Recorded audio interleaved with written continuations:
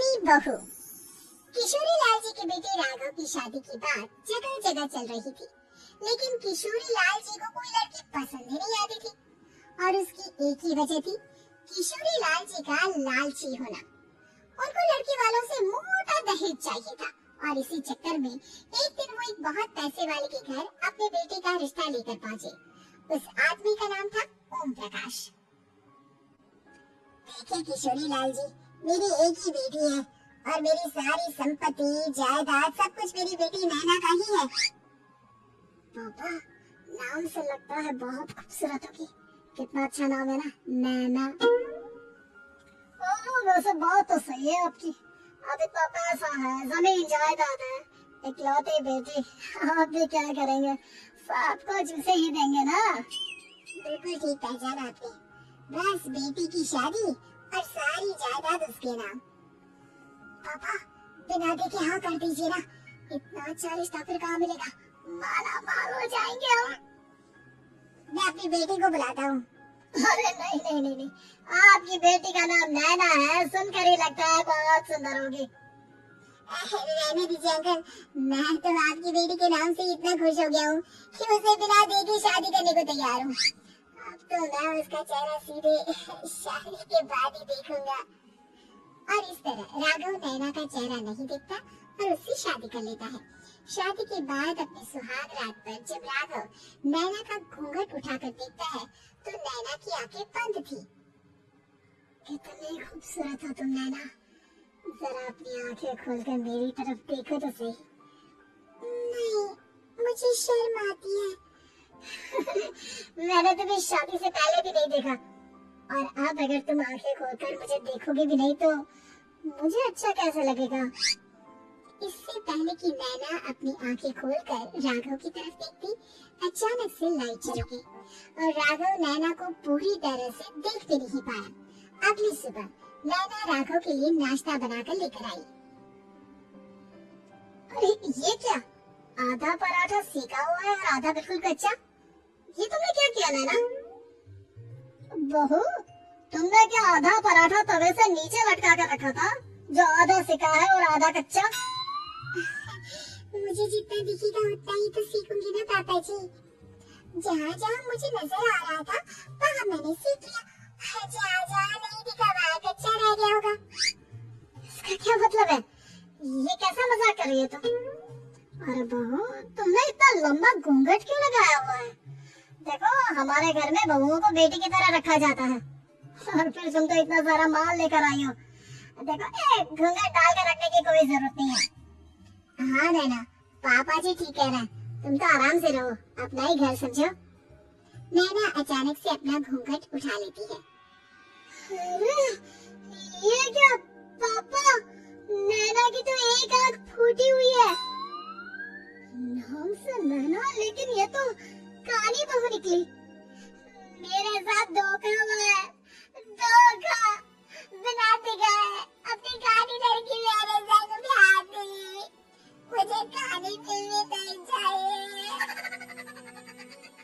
मुझे अभी ओम प्रकाश जी से बात करनी पड़ेगी। आखिर उन्होंने मेरे साथ ऐसा किया क्यों? अरे, आप लोगों ने ही तो पापा से कहा था कि आप लोग शादी से पहले मुझे देखना नहीं चाहते। अब मेरे पापा पर क्यों इल्जाम लगा रहे हैं? अरे लेकिन उन्हें बताना तो चाहिए था ना कि तुम काली हो। एक आंख से तुम्हें दिखाई नहीं देता। किशोरी लाल और राघव नाराज होकर ओम प्रकाश को अपने घर बुलाते हैं। पापा जी, ये आपने क्या किया? शादी से पहले बताया क्यों नहीं कि नैना की आंखों में परेशानी है? अरे, आप ही ने तो लड़की देखने से मना कर दिया था। अरे लेकिन आप बता तो सकते थे। आपको तो हमारी बेटी की प्रॉपर्टी चाहिए थी, वो भी पूरी की पूरी। अब क्या हुआ अगर उसे आधा दिखाई देता है? प्रॉपर्टी तो आपको पूरी मिल गई ना। ये क्या बात हुई? मेरी शादी प्रॉपर्टी से नहीं आपकी बेटी से हुई है। अब ये तो पहले सोचना चाहिए था, तब तो मेरी प्रॉपर्टी देखकर तुम्हारी जुबान लप-लपा रही थी। लेकिन मैं काली लड़की को अपनी बीवी बनाकर नहीं रख सकता।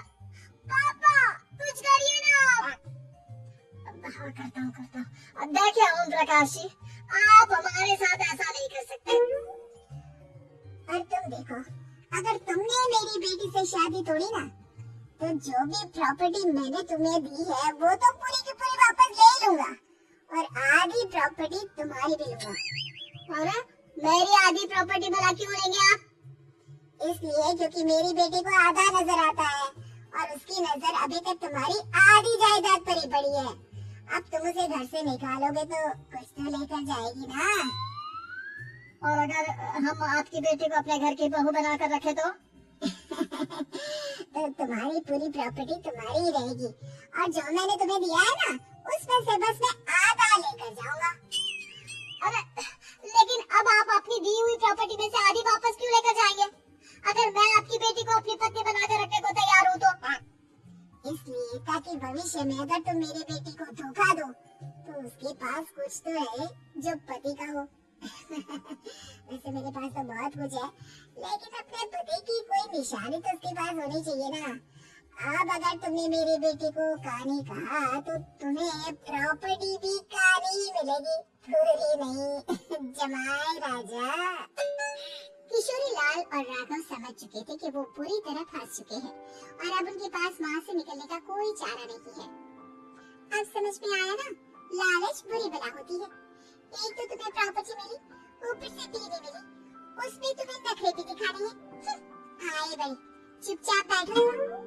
कुछ दिनों के बाद नैना राघव की कार लेकर बाजार घूमने निकलती है और जब कार लेकर वापस आती है, ये क्या? एक तरफ से मेरी गाड़ी पूरी खराब हो चुकी है। लगता है तुमने मेरी गाड़ी को किसी दूसरी गाड़ी के साथ एक्सीडेंट किया है। अरे कितना बड़ा नुकसान कर दिया तुमने बहू। वो क्या है ना पापा जी, मुझे एक तरफ से दिखाई नहीं दे रहा था, सामने से गाड़ी आ रही थी। मुझे तो सिर्फ आधा ही दिखाई दिया और वो गाड़ी मेरी कार से रगड़ते हुए निकल गई। अब मैं क्या करूं बताओ? अब इसे ठीक कराने के पैसे कौन देगा? तुम्हारे पापा? तुमने मुझसे इस तरह से बात की? अभी रुको। नैना राघव की शिकायत ओम प्रकाश को कर देती है। देखो राघव, अब जो मेरी आधी प्रॉपर्टी तुम्हारे पास थी ना, उसमें से आधी और मैं लेकर जाऊंगा, क्योंकि तुमने मेरी बेटी को डांटा। अरे नहीं पापा जी, गलती हो गई, माफ कर दो। गलती की तो कोई गुंजाइश ही नहीं। अगली बार मेरी बेटी को डांटा तो बची हुई आधी में से आधी और ले जाऊंगा। लालच के चक्कर में अब तुमने बहुत बड़ी गलती कर दी बेटा। एक तो तुम्हें काली बहू मिली और ऊपर से जो माल मिला वो भी काला। इस तरह राघव की हर एक गलती पर ओम प्रकाश उसकी प्रॉपर्टी का आधा आधा हिस्सा लेकर अपना सारा माल वापस ले गया और राघव को काली बीवी से काम चलाना पड़ा। लालच वाकई में बड़ी बला है।